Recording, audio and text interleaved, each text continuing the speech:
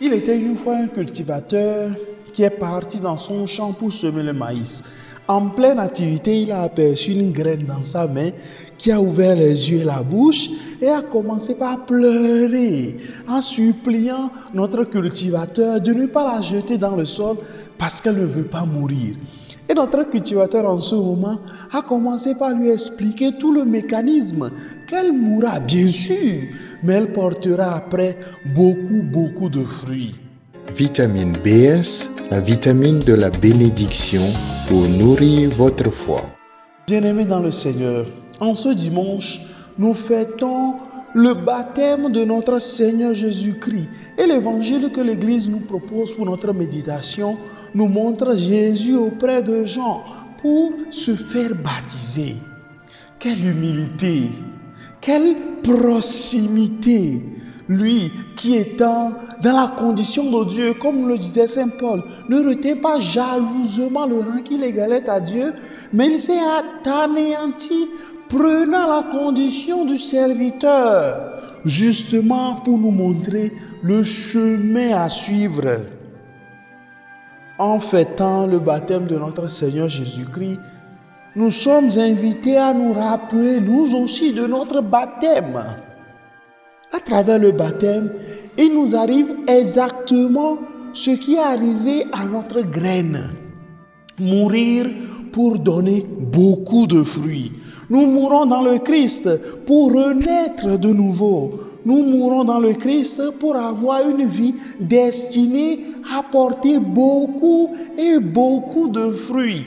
Des fruits de pardon, des fruits de joie, des fruits d'amour, des fruits de fidélité, des fruits de miséricorde.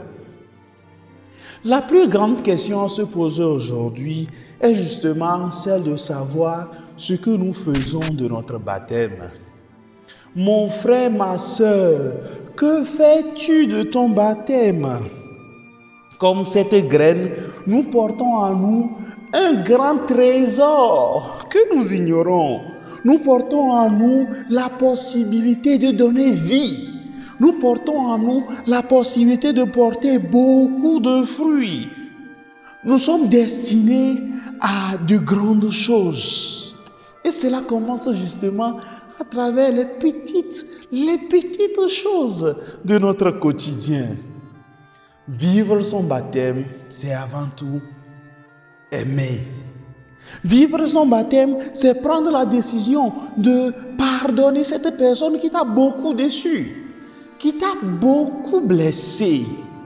Vivre son baptême, c'est accepter que les autres te prennent en dérision à cause de ton amour pour le Christ, à cause de ton cœur, de ton bon cœur, à cause de ta générosité, à cause du fait que tu veux gagner ta vie en faisant le bien et non en trichant les autres.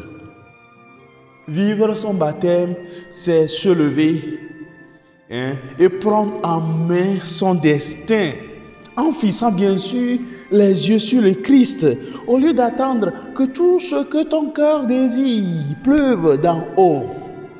Un artiste a chanté: chaque jour, je demande à Dieu de ne pas m'oublier. Et quand il veut bénir les gens, de se rappeler de moi, parce que la joie et le bonheur sont les choses qui nous manquent aussi. Mon frère, ma soeur, le Seigneur ne t'a pas oublié et le Seigneur ne t'a jamais oublié. Il te vient en aide chaque jour. Il t'envoie des signes. Alors ne sois pas distrait. La vie qu'il renouvelle en toi, la vie qu'il renouvelle en moi chaque jour, la vie qu'il renouvelle en nous est une grande possibilité. Alors lève-toi, vis ton baptême, prends ton destin en main. Tu es appelé à de grandes choses. Que Dieu te bénisse. Au nom du Père, du Fils et du Saint-Esprit.